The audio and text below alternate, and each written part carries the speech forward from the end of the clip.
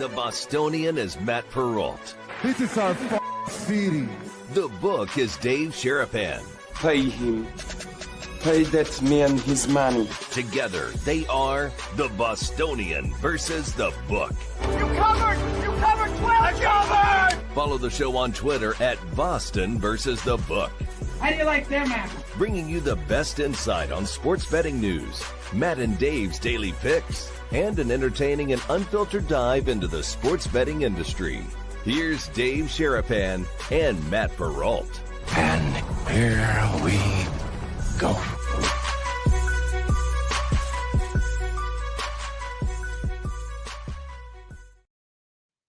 What's up, Brigade? How are you? Welcome into a Wednesday episode of the Bostonian versus the book. Today being brought to you by our friends at BetCris Arizona. That means Adam Bjorn will join us here in about 15 minutes. We'll get to picks, plays, thoughts. What are they seeing from a book perspective from the NFL? Week number 3 beginning tomorrow night. Buffalo hosting the Miami Dolphins, and then obviously a very big weekend. Big games, a lot of injuries. We'll talk about Jaden Daniels, his status. We'll talk about the fact that no Justin Fields will play this week for the New York Jets. So we'll get to some NFL stuff coming up here in about 15 minutes. Opening line will be featured, some baseball conversations, and then we'll get into some college football a little bit later on in the program today. Yorkie, how am I feeling? It's okay. I gotta say, probably on a scale of 1 to 10, I'm probably somewhere in the neighborhood of a 7. It's not great. The rehab will start here once I get back to Vegas. So the good news is, I think I told you guys this after Monday, but maybe I didn't. I have been cleared to fly back to Las Vegas. So I will be able to fly starting on, we fly Saturday.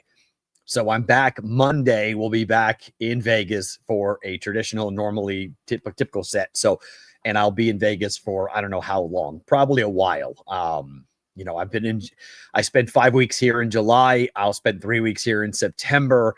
So, and really I was here because we went to Scotland. So I was gone for a week. So really I was here for more than that.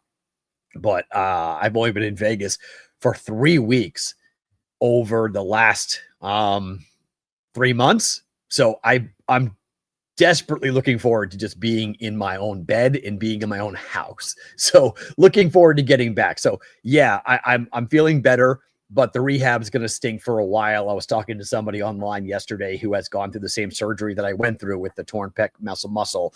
And he told me that the first couple of weeks of rehab is really the nasty period where you're really sore and you're really in pain. You're trying to gain mobility back. So that's what's waiting for me when I go back to Las Vegas coming up on Saturday. But we're here for Wednesday, we're here for Thursday, and we're here for Friday in New Hampshire, and then back to Vegas coming up on Saturday. If you guys have things you want to jump in with the live chat, feel free to do that. Look at Cole. How are you? First time making it over from a DJ listener, DJ being the Daily Juice.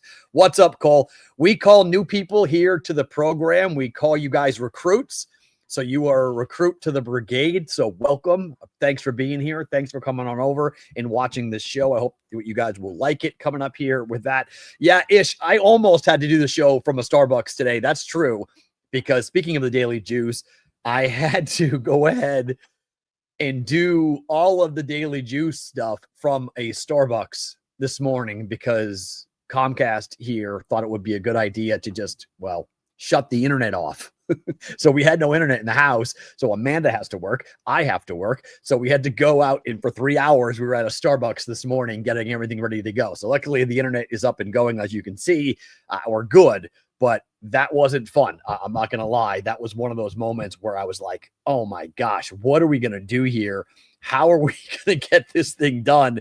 I wasn't really confident that we were going to be able to get the show up and going the way that we normally do it, simply because of the fact that we had so many things happening and so many questions about whether or not we were going to be able to get the show up and running internet-wise. Like, can't do the show without the internet. It's the one piece that, like, we can do a lot of other things, but without the internet, there kind of is no daily juice, and there's no BVB and everything else. So we're good with that. So we're all good. Chicago Kristen, you hope for a cute therapist. Thank you. I appreciate that.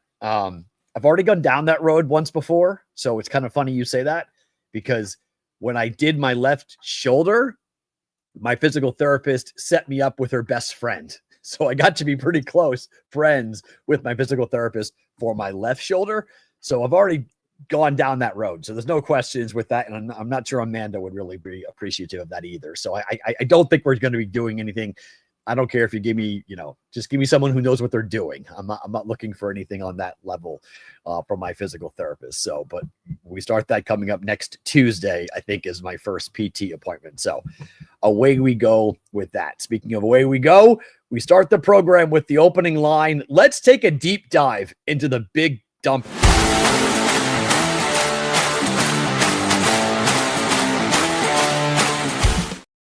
It is the opening line presented by Huel, and can Cal Raleigh break Aaron Judge's record of 62 home runs? Presented by Huel. 15% off if you guys go and use the code BVB when you try Huel for new customers today. If you guys haven't heard about what we're doing with Huel, the word is human fuel. That's how they got the word Huel. You go to huel.com/BVB.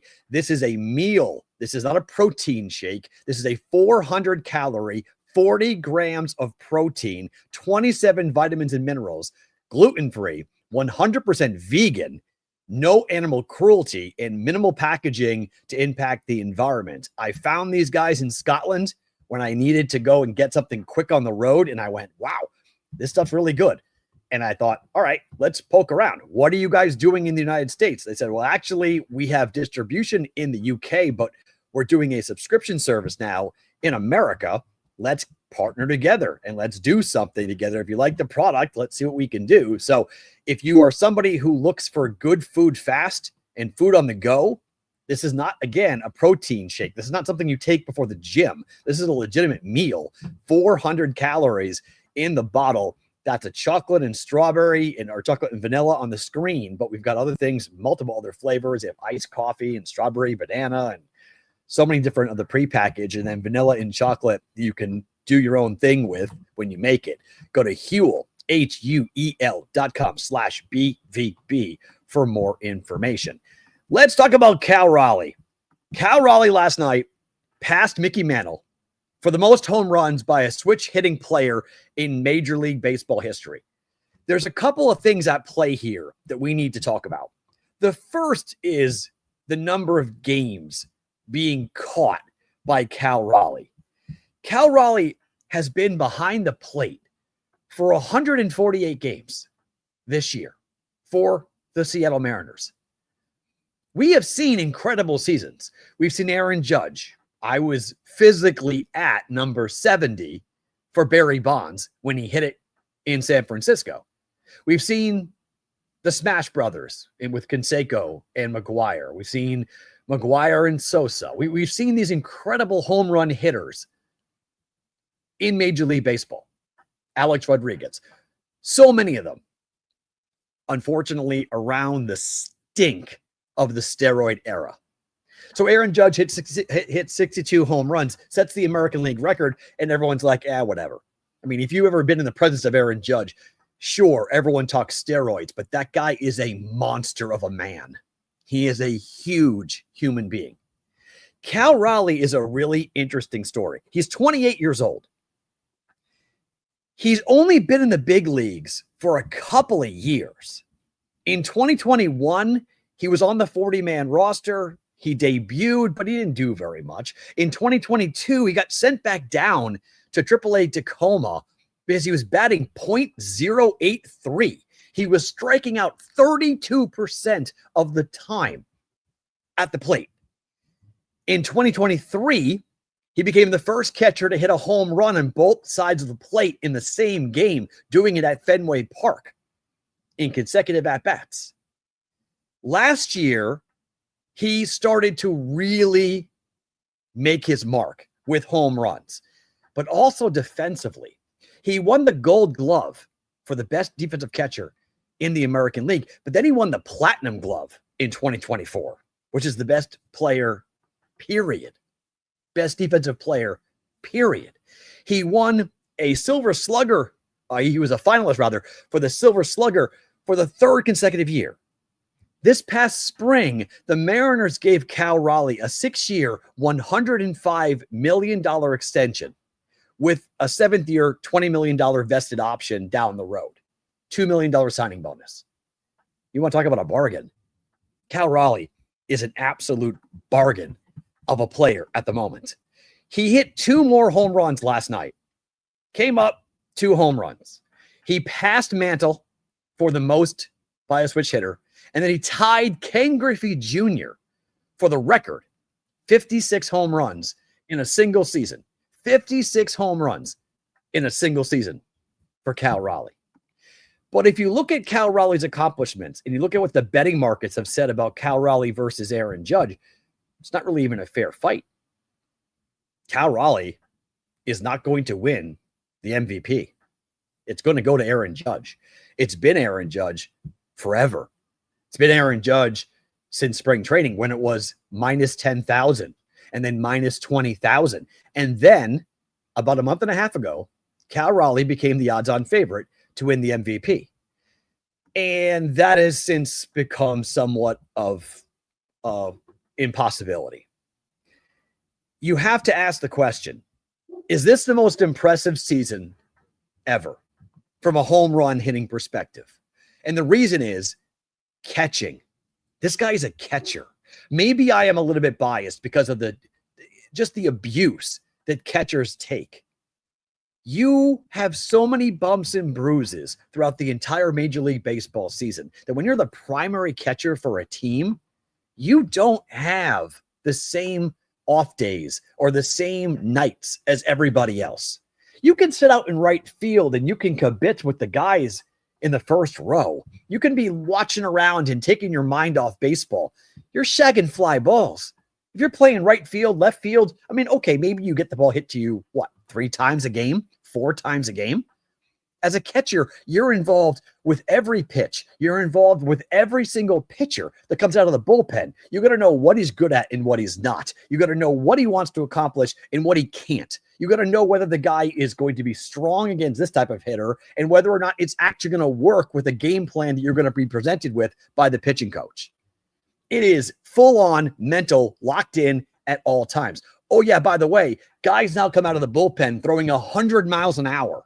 Starting pitchers are going to bounce curveballs and splitters and sinkers, and you're going to have to block it. When there's a guy on third base, you have to be on because a passed ball and that run's going to score. And he's got 56 home runs. He has 56 home runs. The Mariners have won 10 straight games. 10. They now have a lead in the American League West. They've caught the Astros. They've passed the Astros, and they're plus 850 to win the World Series. They're plus 850 to win the World Series. So the question is, can Cal Raleigh set the American League record for home runs? Can he hit 63 home runs? Here is the remaining schedule for the Seattle Mariners, starting with today at Kansas City. He hit 2 last night. He's got a game tonight, game tomorrow. Then he goes to Houston. If you look on the right, this is the list of home runs allowed, top 10 teams to allow home runs in Major League Baseball. You will see on that list that the Houston Astros come in at number 8. They've given up 185 home runs as a team. Then they play the Astros, and the Astros are a pretty good team, but, they give up home runs. After they play the Astros, they go to a 6-game set at home against Colorado. And if you go to the top of the list, the team that's given up the most home runs in Major League Baseball this year are the Colorado Rockies. They've given up 20 more home runs than the A's with 230. So obviously the Dodgers, but the Dodgers may have the division wrapped up by the time they get to the end of September, and who knows who the Dodgers are throwing. They could be throwing bullpen guys or AAA guys. So maybe Cal Raleigh could get it done there. And the last 6 games are at home. It's harder to hit home runs, obviously, at T-Mobile. It's not a home run hitting ballpark, but Cal Raleigh's done pretty well this year at hitting home runs. He needs to hit, and this is possible, 8 home runs. Can he hit 8 home runs? He's got 56. He needs 7 home runs. He needs 6 to tie and 7 to pass. If he breaks the American League mark for the most home runs as a switch hitting catcher, I'm not sure we've ever seen something like this. Cal Raleigh also became the first player in Major League Baseball history to have a multi-home run game against 10 different teams in the same season after hitting 2 against the Royals last night. So it's not like he's just like beating up on one team. He's beating up on multiple teams. And yet he is 5-1 to win the American League MVP. I mean, this is all Aaron Judge. He's minus 900 in most books to win the MVP. And I don't think it was right then. I don't think it's right now. I think Cal Raleigh should be the MVP. I don't know.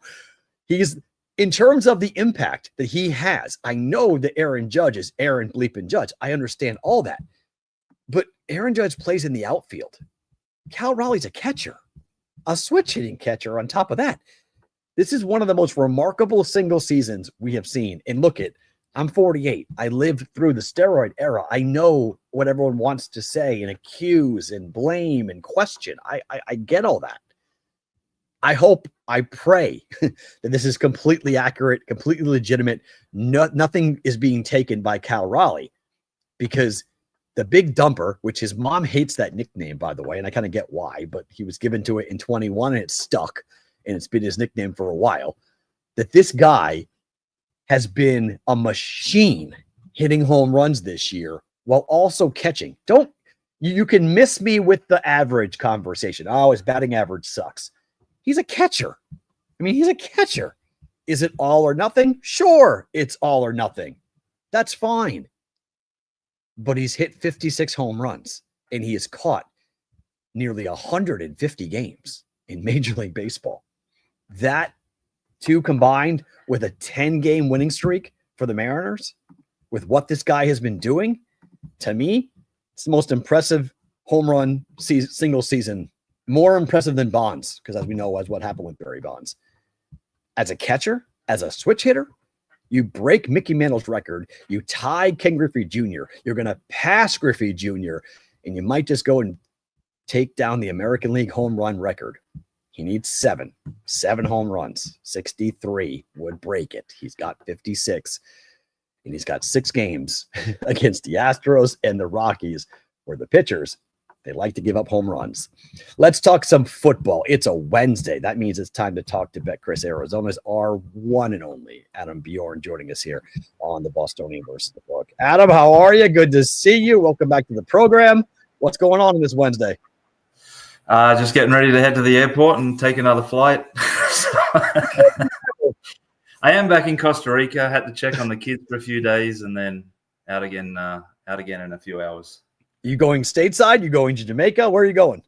Heading to New York for a few days and then across to Michigan for our open house of our assisted living facility on Saturday. So, New York a few days, then Detroit, Michigan, and then heading to Malta, Isle of Man next week.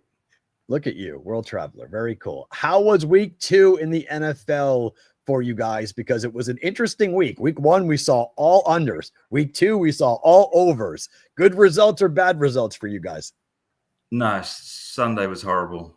We had a really good lead in all the states at 9 a.m. Sunday morning. College was good. Nice set of upsets and close games, and the live betting was, back and forth all over the place. But Sunday was no fun at all.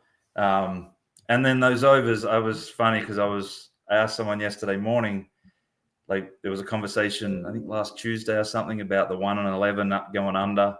And they said, people are saying they're sort of starting to hedge and the totals are going lower. And I'm like, it just doesn't matter. This stuff will flip around in a heartbeat. And sure enough, it only took another 5-6 days and we just saw it over. And when it's over like that and some of these big favorites just covered, and all the good teams won that were expected to win. I think, again, the Circa Survivor was still probably at 95% of survivors, apart from the no picks and a few people sort of, hedging different sides and whatnot.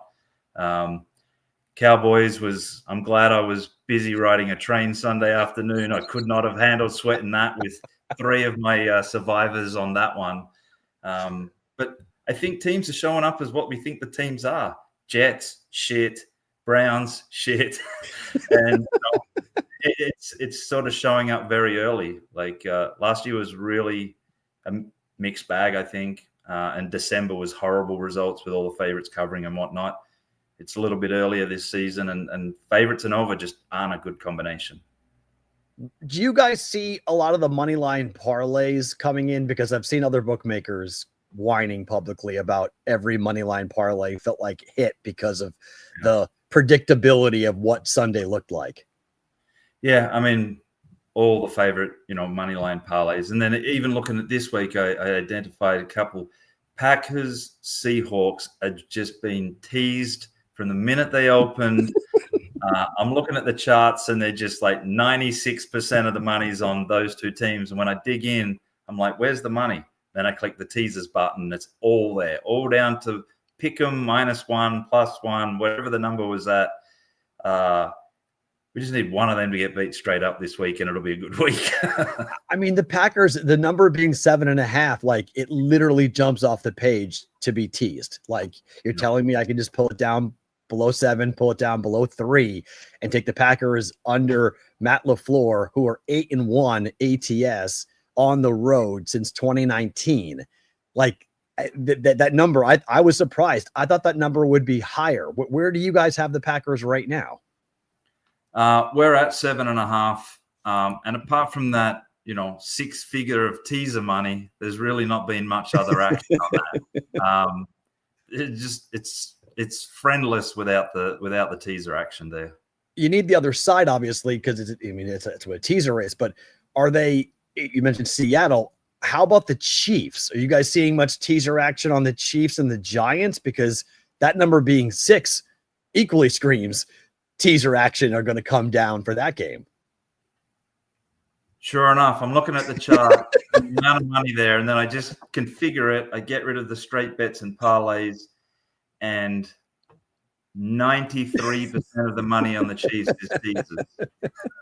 Because the thought process is, and I'm right there with everybody, and that was one of my first plays of the week was to go ahead and tease the Chiefs down and tease the Packers down, was because it's a 6. And I mean, can you see the Chiefs opening up 0-3? It's hard to see them. Maybe not covering the 6, but losing to the Giants. Yeah, I mean that's a valid thing. Can they go 0-3? Many thought they might not go 0-2, and they're so it's. Yeah, that's where a lot of those is just thinking the same philosophy. Well, they can't lose 3 in a row to start the season, so they're a banker, and now look for the other pieces of that as well. So it's so interesting. All right, let's talk about Thursday night a little bit here, and you guys, I'll put up on the screen. Dolphins, Bills. You have 12. At least you did a couple of hours ago for this with the Dolphins on the road on Thursday night. Mike McDaniel says it's a good thing that his team has to go play on the road. I'm not so sure I agree with that philosophy because it's a quick turnaround for Miami. What are you seeing from a Bills and Dolphins perspective so far? So it's 67% of the money's on the Bills. But when I look at the master money, and that's our arbors, our smarts, our originators, whatnot, there's a few that have bought it up to 14 and 13.5. So it seems like a little bit of money there, but I mean, Dolphins are just bad. It's good to go on the road Thursday night, play the Bills. There's no expectations. They're expected to get blowout. I haven't looked at the survivor picks, but they're probably a banker, but the Bills will probably be able to use somewhere else. I need to always make sure I'm checking my Thanksgiving and Christmas teams as well. But yeah, that one it feels like Green Bay the other day just felt like that 3.5, all the money. I mean, that was a horrible start to the week on the NFL with them winning, but it just felt like a light number. The Bills, how much liability do you guys have on the Bills to win the Super Bowl? Do you remember? Because it feels like after the first 2 weeks, worst results, the Bills. Yeah, they're collectively between the Prime and BetCris, that's a 7-figure standing on the Bills. So anybody but Buffalo, anybody but the Bills to win the Super Bowl. Anyone but them and Pittsburgh, and I think we're pretty safe on Pittsburgh. So, the Packers got a bit of money, early on, and then they got the trade with Parsons, and they're like 850 or something now, which feels insane for Green Bay to be that short. Bills and Ravens are pretty much tied price wise, but yeah, Bills. Everyone I sort of spoke to thought Bills would be the team to play on early this year. They were decent odds, but yeah, they're the biggest liability by far. We talked about it during the summertime that the lack of hype around Buffalo was surprising because of how good of a team they were going to have. People just weren't talking about the Bosa trade or the Bosa acquisition, and they just weren't talking about how good Josh Allen has been. And lo and behold, they go to New York and blow the doors off the Jets, and now have a chance to play the Miami Dolphins and have a 2-0 record in conference if they win on Thursday. Yes. I think people are a little Bills fatigued from the last few years. I mean, I guess if you're around early 90s, I grew up with a team in Australia that lost 4 of 6 Super Bowls in my teenage years. So, I feel for the Bills. I'd like to see them win one. Yeah, I mean, the Bills and the Ravens, right? I mean, those are the two teams everyone's wondering. And then you watch the way the Chiefs have opened up, and it's like, oh boy, the door is wide open right now for either Lamar Jackson or for Josh Allen to walk through it. The other big game in the AFC West is the Broncos traveling to the Chargers. You guys have that at 3 with the Chargers after their win on Monday night against the Raiders on the road, come back home to face a Broncos team that frankly should be 2-0. They're not. That ridiculous flag for leverage that came out that enabled the Colts to re-kick and win the game at the buzzer. What are you seeing from a Chargers-Broncos perspective early? This is pretty lackluster game so far. Wow. Broncos have got about 70% of the money. The only sharp play that I'm seeing was +3 -12, I think it was. And I think we were +3 -15, 16 last I saw. But pretty lackluster on that one right now. Okay, interesting. Rams and the Eagles, another game that I'm going to be watching closely just because look, the Rams could be one of those teams that, again, we talk about all year long, and then they go on the road in the postseason or they go to the weather, and they didn't play well last year in the weather. And right now it's September, so it's not going to be bad in Philadelphia. But what are you seeing from a Rams and Eagles perspective? This has got good two-way action, slightly to the Eagles side. I did dig into the originators and the masters bets. -3, -14 average, but +4, -14, -15 average. So it's 2 solid players with a collection of others mixed in, took the -3 and the +4. So this is where one of the, when we get action like this, it's where you can open up the limits. You got really good action on the -3, sharp money on the +4 as well.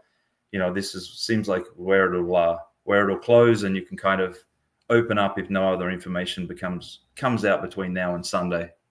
Any shot that it comes off of 3, that it goes to 2.5?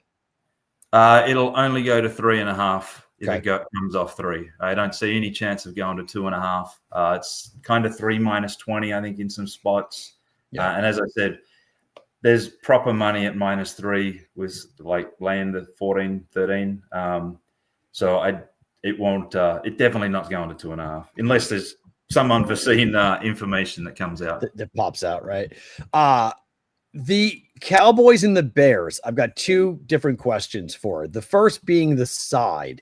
What number did you open up with? And did you put the Bears at -1 or 1.5? Because you guys are at Cowboys -1 at the moment. Yeah, so this one has great action at both +1 and +1. So if it ends up in an overtime tie, this will be a massive wipeout. But yeah, it did open up one on the other side and ended up going to 1 now on the Cowboys. But strong action and master action at the +1 on both sides there.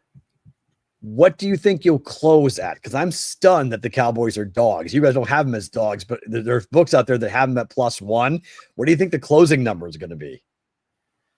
I think it's probably end up around Pick'em or maybe Cowboys -1. Wow. From the action I'm seeing, the stronger money was on the +1 Cowboys. Okay. Again, the money that's come back +1, a little bit of +1.5 Bears isn't as strong. Yeah. And the ones that are on the +1 Cowboys, they have more bullets in the guns to come if they're really set on this game. But I imagine we'll end up slightly Cowboys side. All right, so you mentioned the crazy Cowboys and Giants game. You guys are at 50.5. I got 49.5 this morning when I bet the over in this game. The Cowboys defense is not good, and we know about the defense for the Bears. We saw it against the Vikings in the second half.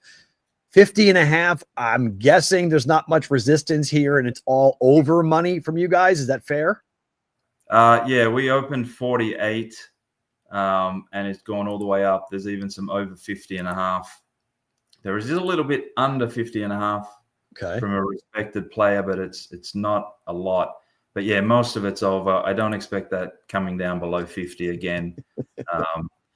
It's yeah. Yeah, I don't know how you can logically bet the under given what we just saw out of the Cowboys and their secondary. And Bland's not going to play. Their best defensive back has already been ruled out, so he's not playing in that game. And I mean, frankly, the Cowboys, offense should be able to move the ball quite regularly, easily on the Bears. So that's, I mean, 2 was what the Lions just put up on the Bears defense. So it feels like you guys are going to need that under to come in. Yeah, that one definitely, from the money looking right now, we're looking at 87% of the money's on the over. And as I said, opened at 48, looked like someone brought it down to 47, and then it's still been overaction there. Interesting. Steelers and the Patriots. That's my team taking on Dave's team. I'm bummed that Dave's not here to talk about this because it would be a really fun week for us to go back and forth with each other on this. But, the Patriots get a win against Miami. They probably shouldn't have gotten a win. Steelers have looked okay, but not great in this one. You guys have any real respected money coming in on either side? Steelers, Patriots? It's Steelers. So when I'm looking at the charts, we're looking at about 82% of the money overall, and 86% of the sharp money. It looks like it opened, Pittsburgh -1, Pittsburgh +1. So it did open up one the other side. And Pittsburgh +1 got hit pretty quickly. Looks like Sunday night, Monday morning, and then -1's got significant money on that. There was a little bit at +2 on the Patriots, but yeah, right now it's all Steelers money, and I'm guessing we're going to need the Patriots for a good amount. Home dog's not a bad place to be, though. No, right? It's been my play for 30 years on NFL, so right.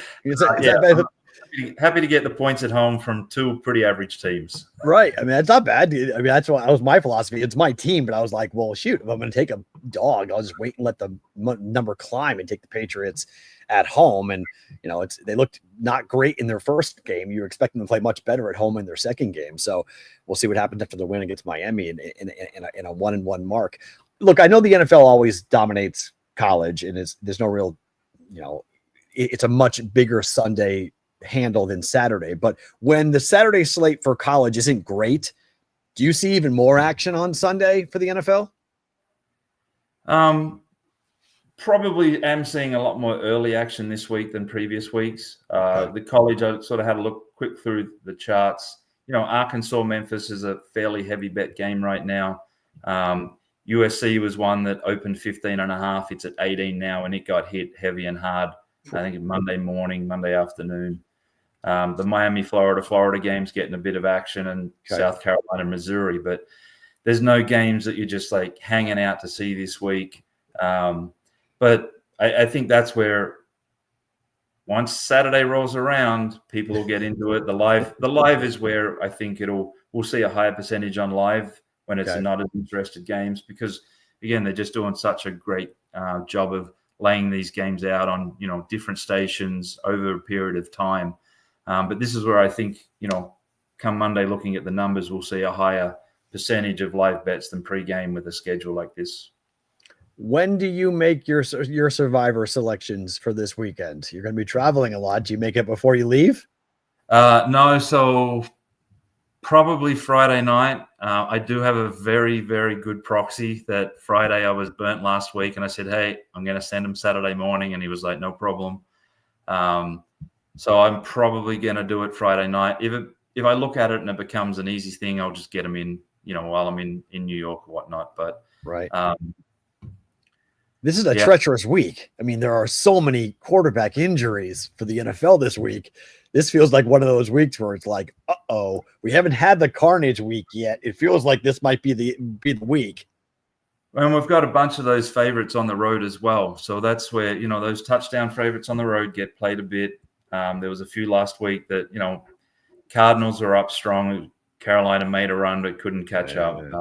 They're the sort of spots where I'm just trying to avoid, and thankfully there's been no Bengals for me this year. That blew me out. I think I'm almost all my entries last year. And now the Burrows is gone. There just may not be an option to use them until later in the season anyway. But yeah, those road favorites by a touchdown, I'd rather take sometimes the home team that's favored by a field goal or something like that. But yeah, Cowboys, I just thought they should have won that first week. Giants didn't look good, but Giants, Cowboys just can always be turned on their head at any time. And as I said, I'm glad I was out in Tennessee on a train for the first part of that game. I tuned in for the second half and had to sweat it out, but down 13-3, I would have just been, Yeah, I chose at the last second. I was going to put everything on the Cowboys. I was like, I'm going to ride the Cowboys. Giants, forget it, not going to happen. I have 3 entries in this contest, not the circus contest, but a different contest. And so I ended up doing 2. And then the last second, I'm like, okay, I'm taking Denver. Like Denver's going to beat the Colts. And I, honest to God, I thought for the better part of the whole day, I'm like, okay, that's going to be a win. And then all the way until the end, when they lost that game, and I couldn't believe the flag. I was like, you've got to be kidding me. So I feel for anybody else who was on Denver in Survivors, because that was a brutal beat. Like you had that W. It was one. We were moving on to the next round, and then that flag. Yeah, well, I've been knocked out before on a tie. I remember either last year or the year before. So when I was watching, that Cowboys game, yeah, it's like, here we go. This is going to be a tie. This will be the end of it, and I mean, because neither team could score in overtime. I was watching the game. I turned the person I was watching with, and I said, "This game's going to tie. No one's going to score in this game." And then it was like, "What does that do for your Survivor contest?" I go, "I lose. I'm out. That's it. I'm done." It's like, "Really?" I go, "They have to win. If they tie, that's it." And I had teased the Cowboys down, and I had a big teaser on the Cowboys, and I'm like, and it was riding. I took the Packers total and teased it up and went under, so I'd already cashed that, and so I was waiting on the Cowboys, and I'm like, I'm going to push on this teaser. I'm going to have to, I was like, how is this possible? I teased this down perfectly. Just win the darn game, Dallas. And then, oh gosh, that was, I mean, they would have kicked a 70-yarder, they said, which, I mean, Aubrey is that good of a kicker. Like he's just a different type of weapon for them to do that. Adam, travel safe. Thank you for the time today. Obviously, we'll catch up with you coming up next week. Thanks for being a part of the program. All right. Cheers. Thanks, Matt. Later. One and only Adam Bjorn joining us from Planet Tech, BetCris, and Prime joining us here on the Bostonian versus the Book. Great to get him on the program. Very busy man coming in, talking to us, everything happening for them behind the counter at BetCris. Let's talk about what's happened or what happened last night. A lot of good things to get into besides the Cal Raleigh.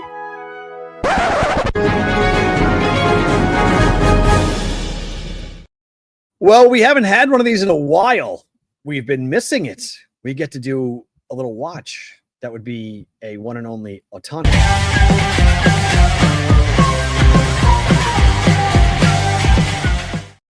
So I don't know how you go and throw 5 innings of no-hit baseball. You hit a home run. You become the 6th player to post back-to-back 50 home run seasons after throwing 5 innings of no-hit baseball, which, by the way, killed the BVB prop bet of the day because I thought he would go under 15 outs. He got 15 outs. You hand the ball over to the bullpen in a game that you think the Dodgers, not only do they need to win it, they should win it, with Shohei Ohtani hitting a home run, going ahead and pitching 5 innings of no-hit baseball. And Shohei and the Dodgers lose that baseball game to the Phillies, 9-6. Like, come on, man. Like that, they're up 4-0. Ohtani leaves the game up 4-0, and then they bring in some dude named Roblowski. Gives up 4 runs in the 6th inning. Dodgers tied the game in the 8th. But then they bring in another arm and he melts down as well. And the Phillies win the game 9-6. The Dodgers, according to the Associated Press, became the first team since 1906 to get 5 no-hit innings from a starting pitcher and then to have the bullpen allow at least 9 runs. That is just my luck. Like, that is just what, like, I was on the Dodgers money line. I got that thing really early. I got -120. I was like, this is a great price on Shohei and the Dodgers.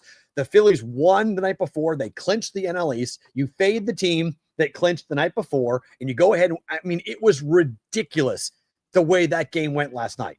Like, there's absolutely no reason for the Dodgers to lose that game. Like, you can't lose that game. So I'm sitting there going, you know, look, I had a very good week last week. I was red hot. I couldn't get anything wrong last week. I can't get anything right this week. I was awful on Monday. I was awful last night. I watched the entire Red Sox game last night. Couldn't believe what I was watching out of the Red Sox offense against the A's. When you have the bases loaded and nobody out, and you can't score against the A's, against a lefty, where the Red Sox have the best RBIs in baseball. They lead Major League Baseball in RBIs against lefties, and you can't get a single run in, and you lose the game 2-1 to the Sacramento A's. I mean, come off of it. That's horrific. But I'm left asking the question about Ohtani in the postseason. How much will Ohtani pitch in the postseason? I think it's a legitimate question as to how much they think Ohtani is going to pitch. Because if you're a Dodger fan, you know the guy can hit home runs when he's pitching, but they've been slowly stretching him out. They have been slowly allowing him. And the only reason why he went into the fifth and to basically through the 5th inning, the only reason why that happened was because of the fact that the Dodgers, Ohtani no-hit the Phillies. So his pitch count was way down. On a different night, his pitch count would have been up and he would have been out of the game in the 4th inning and that prop bet would have hit. But because he got 15 outs, it was 14.5, he got 15 outs because of the no-hit, because he mowed through everything. When you hand the ball off with a 4-0 lead, like on a different day, on a different game, the Dodgers wind up letting Ohtani pitch to the 6th or the 7th, and you're not bringing in that many bullpen arms. So it is a question about what to do in the playoffs with Ohtani. There is a question about how much do you trust the bullpen, because you know right now that an Ohtani game started is going to be 4 innings, about maybe more, of bullpen outs they must go and get. And it's hard to trust that Dodgers bullpen. It's hard to believe that the Dodgers have a bullpen worth talking about, and how the Dodgers have a bullpen worth having a conversation about. It is really interesting right now to take a look at that team, given the odds for them to repeat, given the path in which they're going to repeat. Yeah, Butchie, look, he should be maybe not 100 pitches, but at this point in time, they should let the guy go. They should have him be ramped up. They've babied him on top of babying him. And I know why. It's Shohei Ohtani. But, it's a decent point-ish. There's no point for him to pitch if the bullpen can't keep the lead. In the postseason, that's equally a conversation. It's why I have been on record for a while saying that I believe that Ohtani should be a closer. Ohtani is more valuable if he's only going to get you 6 outs. Isn't he better for the last 6 outs than the first 15? I would have gotten him going in the same vein as John Smoltz, but he was hell-bent on being a starting pitcher, and frankly, they're compensating him as if he's a starting pitcher. So because of those reasons, the Dodgers really had no choice to say, okay, we're going to slowly work you up from a pitch count perspective and get more, deeper into games over time. It's a really interesting debate. It really is. Before we move off of baseball, and I got a bunch of things I want to talk about. I have a cool football and news of the industry story that I want to get into here in just 1 second. I want to go back to the Cal Raleigh conversation for 1 second because Adam had popped in, so I didn't get to bring up one other point that I wanted to make about Cal Raleigh and what is pretty interesting. Like, how is Cal Raleigh doing what he is doing? Like, how does he have 56 home runs? I really wonder how much the pitch clock and the speed of baseball games is making it easier for catchers over the course of an entire season. Right now, the projected time, average time of a Major League Baseball game in 2025 will be 2 hours and 40 minutes. Now, if you go back just to 2022, the average game time was 3 hours and 6 minutes. Now, that is a dramatic change from a time perspective. We're talking about a half an hour every single game, a half an hour faster. So if you want to talk about wear and tear on a body for Cal Raleigh, and you want to talk about a guy who has hit 55 home runs, you have to at least acknowledge that he's catching 140, 150, maybe even, who knows, maybe 155 games behind the plate. That if you're taking a half an hour and you're timing that by 155 times over the course of a season, that is a lot less wear and tear on a human being's body. Your knees aren't getting banged up by crouching down to half. I mean, that feels like a bigger component than people are giving credence to about what Cal Raleigh is doing. Because I think so many people are quick to be like, this is insane, he's a catcher. And I think it is insane that he's a catcher. But I just wonder how much better does his body feel in September of 25 than it did in September of 23? And how many injuries has he avoided? How many, nagging injuries that he would have had if he had caught the same number? I agree, Butchie, a lot. I think a lot. So I think there is a significant thing here. If you're wondering, why is a catcher doing this now? And why is Cal Raleigh able to do this now versus Johnny Bench or versus a different catcher from a different era? I just think he's catching far fewer innings. I just think he's in a game, in a crouch, seeing less pitches, just being on the field for a less amount of time every single night. I mean, just add it up for 7 days. If it's 30 minutes faster for 7 days, I mean, that's hours of your body not being in a competitive situation as a catcher. Mentally, on top of that, it just lets you shut off your brain mentally.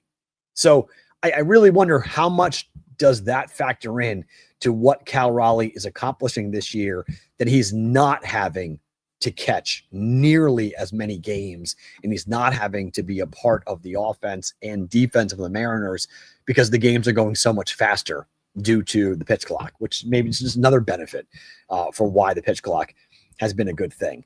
Up to the NFL, we learned about Justin Fields. He's out for week 3 against the Bucs. Tyrod Taylor will start.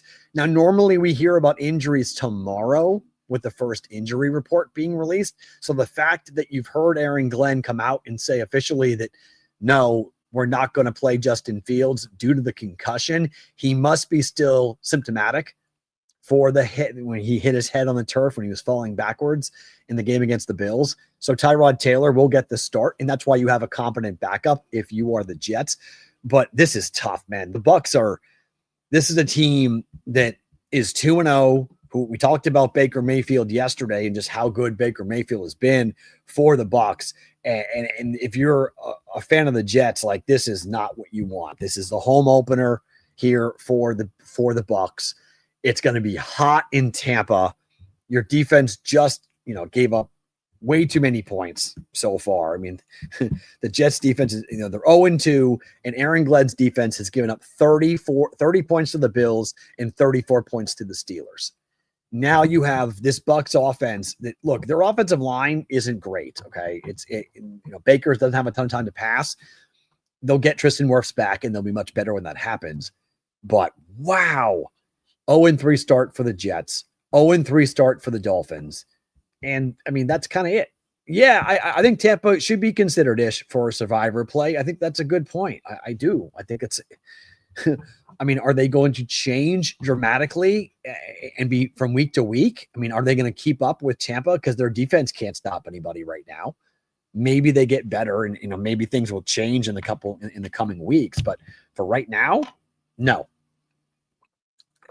I would not do that right now. I would 100% go. Sorry, I have to take a drink there because we don't take commercial breaks. So when you talk for 50 minutes straight, sometimes you need a break. You need a drink.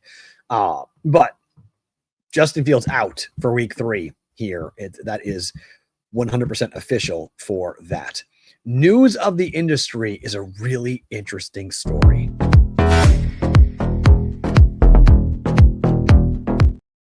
So we're being presented by BetCris Arizona, and I didn't talk to Adam ahead of time before this story broke, so I didn't want to bring it up with him while we had him on. But obviously, BetCris Arizona is a licensed sportsbook in Arizona. Arizona, the state, has issued a really interesting proclamation. The Arizona Department of Gaming has warned sports betting and fantasy sports operators this week that offering prediction markets outside of Arizona may jeopardize their Arizona license to be able to be a legalized sports book. This, according from Dustin Gauker's newsletter, where he found this notice regarding prediction markets. If an Arizona operator chooses to offer, enable, or sell event contracts, prediction markets, to persons in this state through their own DCM or FCM under those common ownership or operated by related entities without a license, and decides to associate, coordinate, or otherwise partner directly or indirectly with persons or entities offering or facilitating the offering, enabling, or sale of event contracts in Arizona without a license, the department will consider that conduct as it evaluates the continued suitability for that person or entity to maintain a license. Okay, top there. It says, this includes the conduct of not just the licensee itself, but also the conduct of its owners, related entities, principals, agents, employees in those entities or persons with which it maintains any relationship. It also includes conduct in other jurisdictions, not just Arizona. So what this is saying basically is that if you are going to get involved with the prediction market world, if you are DraftKings and FanDuel and you have gone and purchased other entities that are CFTC licensed, and you're going to offer prediction markets and you're going to act like Polymarket and Kalshi in another state, we will evaluate your suitability to be a licensee here in the state of Arizona. That should be the standard for everyone. That should be the standard across the board here. Now, I would understand how certain books might go, well, hold on a second, because that would mean that the CFTC would need to get involved because you're making it impossible for me to compete with Kalshi or Polymarket or anybody else who might be coming into the prediction market. They're going to take away my market share. So I'm playing defense to prevent that from happening. So if they're offering these things, I'm going to offer these things. But it kind of gives a tip of the cap to California if you're Arizona by saying, look, we're not going to allow our licensed sports books to operate in your state, California. You're not going to go into California or Texas and go and offer sport betting, sports gambling, because that's what you're doing. I mean, Kalshi this week they have props, and soon they're going to have parlays. Like they have a full board. I mean, Kalshi is a full-blown sports book. It's a full-blown sports book. They're just operating under the CFTC guides. And there's all these like legal. I thought about bringing up the Massachusetts case that happened yesterday with Kalshi. It's really legalese. It's really like it's in the weeds. So it's not ready yet for our show. It will be at some point, but until there is some type of resolution from the Mass Gaming Commission and other of these lawsuits, Mass is suing Kalshi in state court, essentially, if you haven't seen this. Mass's angle is, okay, federal court isn't going great because there's a lot of things happening federally that doesn't really work for us. So we're going to go statewide and we're going to sue you, Kalshi, for operating in our state, and we're going to go to a state court. Kalshi has gone very quickly to the federal court and said, you can't do that. You can't sue us in state court because it's a CFTC matter. This is a federal topic, not a state of Massachusetts entity, which I would say I disagree with that because Kalshi is circumventing Massachusetts gaming law by offering Kalshi in Massachusetts. So we'll watch how that all plays out.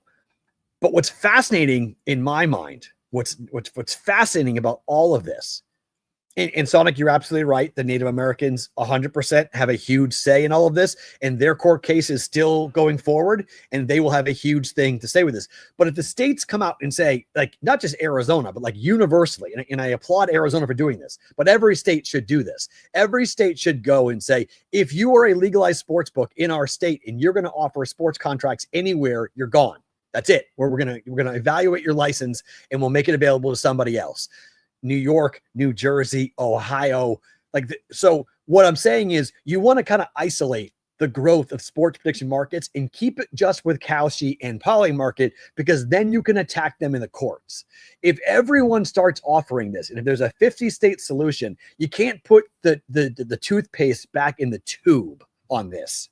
So I think you have to stop the proliferation and the growth of the sports prediction marketplace, because no one gets the difference between the two. No one gets the difference between if I'm laying 3 with this team with FanDuel, or I'm laying 3 with this team at Kalshi. What the hell is the difference? Like, what's the difference? And you could get into the probability in the sports prediction market and what it means to buy in a commodities market. How is a commodity different than a sports gambling transaction? I don't need it. Okay. I'm not here for it. I don't need it. The average person's going to think that it's the same thing. So you can play your little legalese and you can play your whole little game that everyone loves to play. LinkedIn is full of them. Okay. You ever follow this story on LinkedIn? There's like 3 or 4 guys that are just on every single post talking about all the differences about what a sports bet really is versus what a prediction market is. The average American doesn't give a flip. Okay. They just want to bet and they want to be paid when the bet cashes. That's it. So I think this is really smart by Arizona. I think it's really smart by the entire country. I think every legalized sports book should do this, or sports state should do this.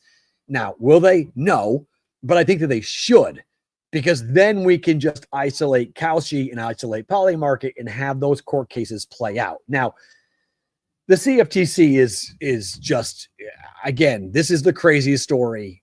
And we've had guys like Steve Brubaker on the show where he said he thought that the PASPA situation was going to be, legalized sports gambling, the Supreme Court deciding to say that PASPA was illegal, opening up sports gambling across the country, that was going to be the craziest story of anybody who covers sports gambling.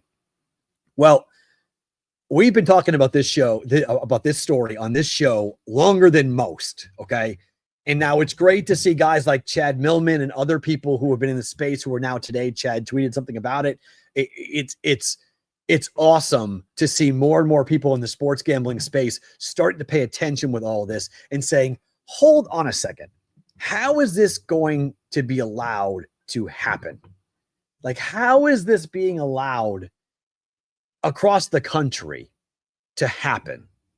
It doesn't make any sense. It absolutely doesn't make any sense. So, yeah, no, look, Rick, this is way over my head. It's way over most people's heads because they don't care. People just want to bet. They just want to gamble. But if you're an operator like Circa, if you're an operator like BetCris Arizona, if you're an operator like Prime, if you're an operator like Sport Trade, and you've done the things properly, and these are all friends of ours, okay? These are all friends of ours. So I'm not even like sitting here telling you like, I'm not even gonna hide that, okay? These are friends of our show who have been supporters, financial supporters of our show. So I have their back for a variety of reasons. I have a financial interest in those companies doing well. I'm not going to hide that fact. It doesn't mean they're wrong. That what they have done is exactly what the states have asked, what the country asked of them to do, to go state by state, to go through each state's individual process of paying, of KYC, of having every employee fingerprinted and background checked and everything else that goes into it, which Kalshi has to do none of, zero. And then they get to swoop in and they get to offer something that looks like a duck and talks like a duck and swims like a duck, but they call it a crow. And there's well, it's not a duck, it's a crow. Well, it sure looks like a duck. Nope, not a duck. Like, that's a problem. Like, that's a really big problem that has to be dealt with in the courts. And right now, it's going really slow. And nobody will issue a stay to stop Kalshi from doing that because they're afraid of irreparable harm if they were to do that, which helps when you have a lot of people in the White House on your side, in particular, family on your board for folks who live in the White House. Okay, if you guys are watching it live, don't move. We have more to come. Bonus time on the other side. We'll continue this conversation. If you are watching live, on the replay on Sports Grid Television, thank you for being here. Come on over to the live chat at some point and hang out with us. Thursday, tomorrow, we'll get into Thursday Night Football, Bills and the Dolphins tomorrow. But for now, if you're watching on Sports Grid, talk to you tomorrow. The rest of you, bonus time starts now.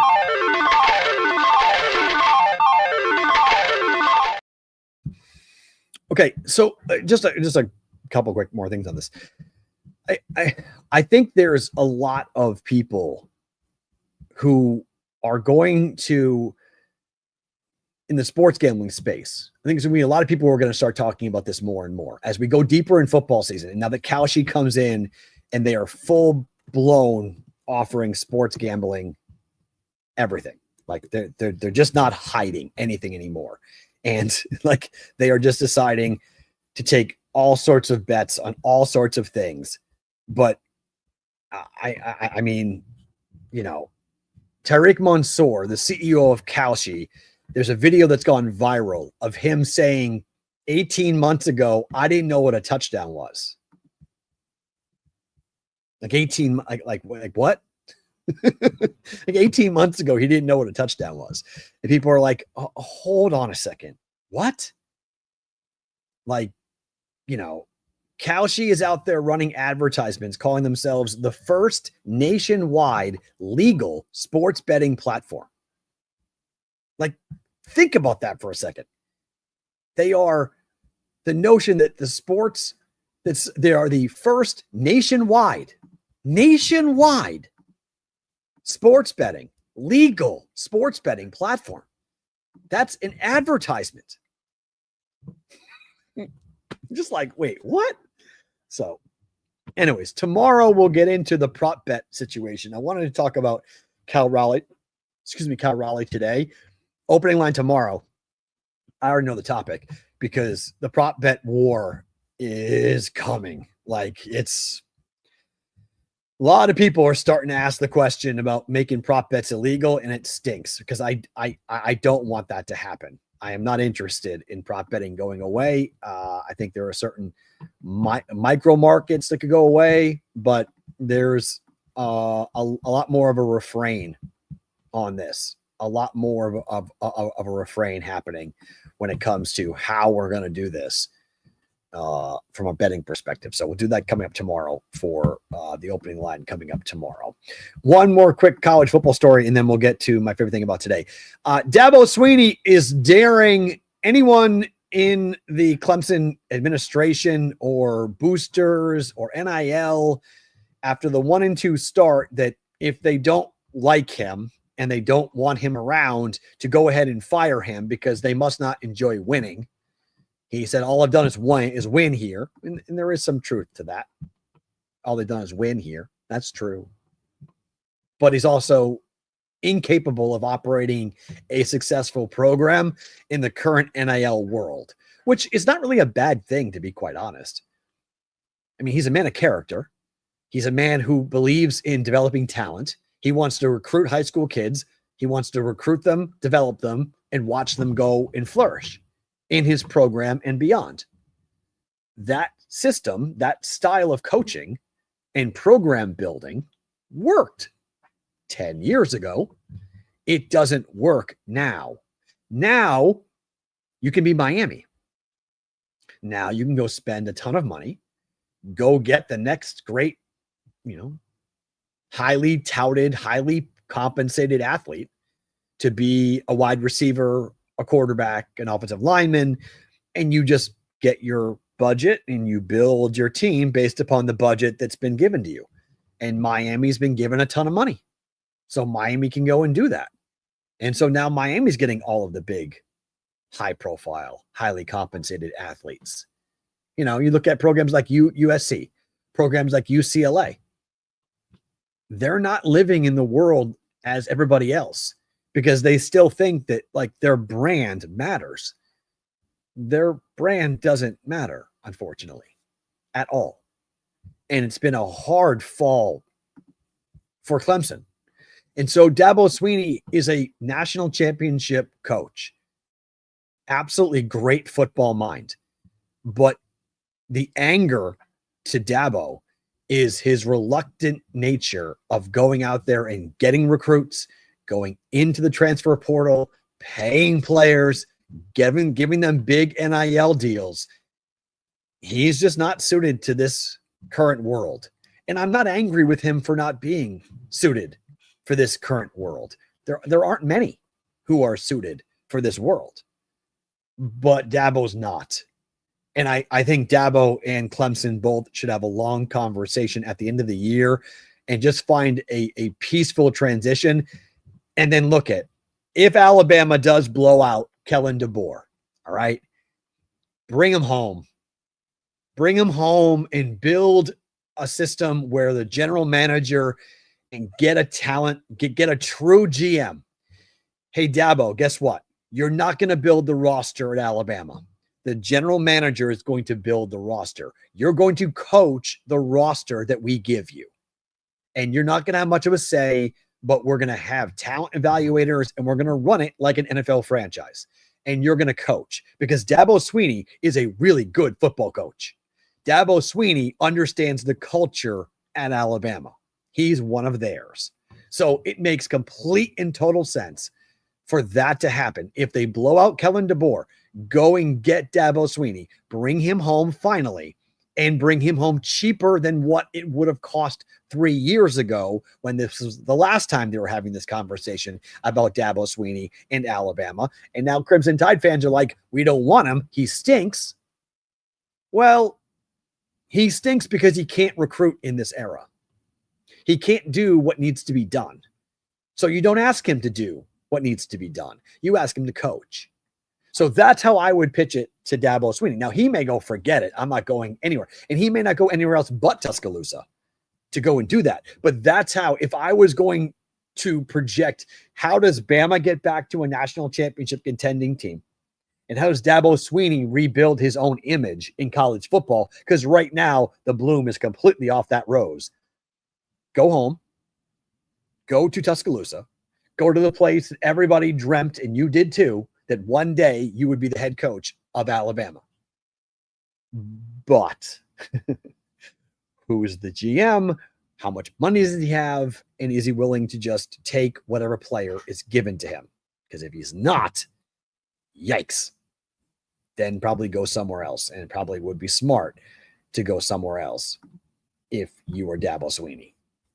But his time at Clemson feels like it's almost up. Favorite thing about today.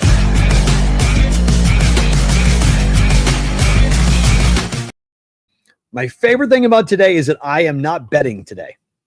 I have no action today. It's been a while since I haven't bet anything. I'm not going to bet anything. I got destroyed yesterday, like I said. I got killed by the Dodger game. I got killed by the Red Sox game. Got killed by the Vegas Aces not even winning. Their 17-game win streak gone. I hadn't bet on them at all during the streak. I bet on them last night. Of course they lose. So I'm not betting them. Monday didn't go much better. Monday was horrible. I had the Bucks in a teaser, but the other side of the teaser was the over in the Raider game. Came nowhere near because the Raiders couldn't score. I took the Raiders at plus 3.5. I took the first half Texans number at minus 1.5. All those things missed. It was brutal on Monday. It was brutal on Tuesday. And now I get to say, you know what? I'm not betting today. We have a huge Thursday, Friday, Saturday, Sunday, Monday run coming up. Baseball is wonky at the moment. It's really, really wonky at the moment. The last couple of games, the last 15 games in Major League Baseball, teams are just fucking around. Like some teams are playing with stuff. Some teams are deciding what to do. It's just, can't do it. Can't do it today. I have a bunch of futures. I am watching baseball because I need the Cardinals, who are playing right now, by the way. Yes, the Aces lost. Yeah. Thought it was over. Nope. Aces lost, Vic. Aces lost 86-83. 17-game win streak gone. I thought they had it too. Nope. 0-3. That was an 0-3 night. 0-3 night for me last night. So today, it's a vacation day from betting for me. Back at it on Thursday night. Big time game. Looking forward to all of this.